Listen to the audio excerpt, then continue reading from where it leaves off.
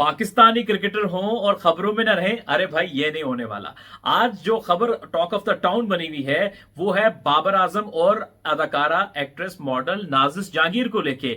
नाजिश जहांगीर साहब जो कि काफी फेमस हैं और आप उनको ड्रामों में और डिफरेंट टीवी चैनल्स पर आगाहे बगाहे इंटरव्यूज में देखते हैं। उन्होंने रखा इंस्टाग्राम के ऊपर अपना लाइव सेशन क्वेश्चन आंसर का, और इसी बीच में किसी मतवाले ने एक सवाल पूछ लिया कि अगर बाबर आजम आपको प्रपोजल भेजें आपकी तरफ तो आपका जवाब क्या होगा। तो नाजिश जहांगीर ने सोचे समझे बगैर ही कह दिया कि माजरत ही चाहूंगी। अब नाजिश जहांगीर साहबा का बाबर आजम जैसे सुपरस्टार को फौरन से ना कह देना तो समझ से बाहर था, लेकिन उससे भी ज्यादा खतरनाक बात या अजीब बात यह हुई कि जब नसीम शाह के बारे में उसी सेशन में सवाल हुआ कि अगर उनका प्रपोजल हो तो उस पर आए बाएं शाएं वाला जवाब दिया, तो नाजिश साहबा फिर दाल में कुछ काला जरूर है। यहां पर फौरन से ना, पता नहीं वहां पर है हां या कुछ और, ये तो अल्लाह बेहतर जाने।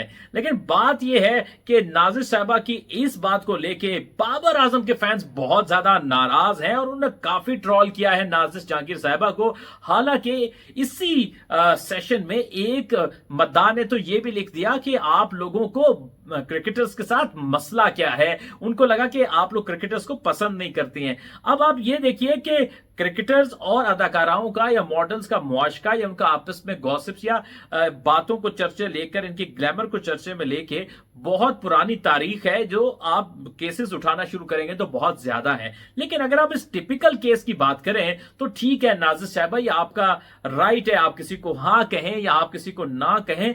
लेकिन आप ये तो देखिए कि आप बाबर आजम जैसे सुपरस्टार की बात हो रही है।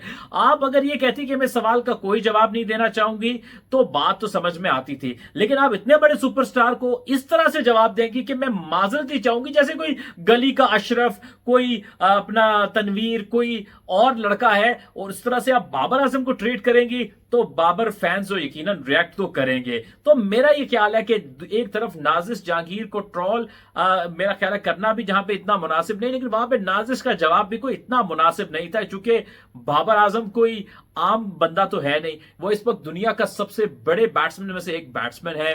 दुनिया में जिन प्लेयर्स को बहुत ज्यादा फॉलो किया जाता है क्रिकेट में उनमें से एक खिलाड़ी है। उसकी एक मुस्कान पे जो है वो लोग कुर्बान जाते हैं। अगर बाबर आजम का प्रपोजल किसी गली में या किसी के घर आ जाए तो पूरे मोहल्ले को यकीन माने गशी के दौरे पड़ जाए। मतलब इस लेवल की उसकी पर्सनैलिटी या उस लेवल का उसका जो एक कैलिबर है बाबर आजम का, और यकीनन हजारों लाखों लड़कियां यकीन बाबर आजम जो है वो उसके प्रपोजल के ऊपर जो है वो वारी वारी कुर्बान जाए। तो इतनी बड़ी शख्सियत को आप इतने आराम से कह देंगे कि जी मैं माजरत चाहूंगी, तो यहां थोड़ी सी चुभने वाली बात हो, तकलीफ तो होती है। और इतने जिसके चाहने वाले हो तो मेरा ख्याल है नाजिश साहबा थोड़ा सा आप भी एग्जैजुरेट करके बाबर आजम के मामले को लेके, और मुझे ये लगता है नाजिश साहबा ये तो चले क्वेश्चन आंसर का सेशन था, अगर हकीकत में बाबर आजम आपको प्रपोज कर देते हो सकता है वहीं पर बेहोश हो जाती है, हो सकता है खुशी के मारे अपनी उंगली को काट लेती है, हाँ ना बाबर ने मुझे प्रपोज कर दिया। चले ये तो थोड़ी सी नटखटी बातें थी और बातें तो होती रही, लेकिन ये वाहिद बात नहीं है। कुछ अरसा कबल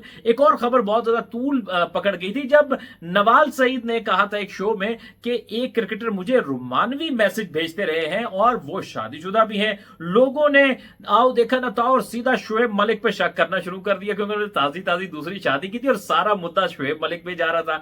लेकिन बाद में नवाल ने क्लियर किया कि आप खामखास शुएब मलिक को ड्रैग कर रहे हैं, हकीकत में ऐसी कोई बात नहीं है, और उन्होंने इस मामले को क्लियर किया।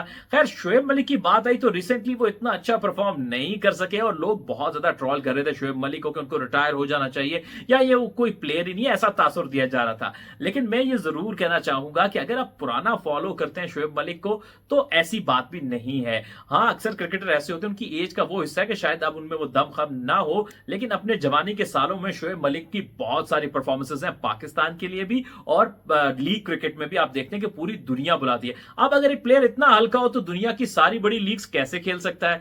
आप देखिए कि कोई ऐसी बड़ी लीग नहीं जहां पे शुएब मलिक ने ना खेला हो। आईपीएल का चाहे वो स्टार्टिंग सीजन हो या फिर बिग बैश लीग हो या फिर इंग्लैंड की जो T20 ब्लास्ट, दुनिया की हर छोटी बड़ी लीग में शुएब मलिक खेल चुके हैं।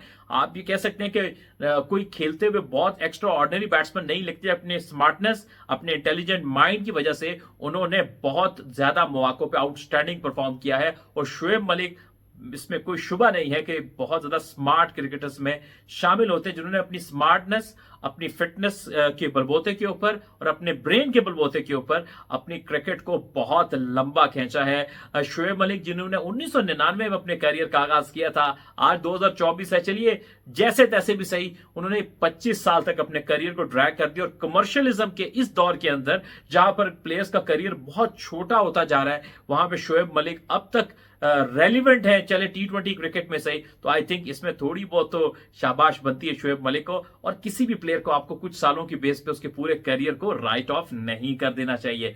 जो भी खिलाड़ी होते हैं, अगर वो स्ट्रगल भी कर रहे हैं अपने खास उम्र में आके, तो अपने अच्छे सालों में वो बहुत कुछ कर चुके होते हैं। और यही स्टोरी शोएब मलिक के साथ भी है। बहरहाल जी, इस स्टोरी को रैप अप करते हैं।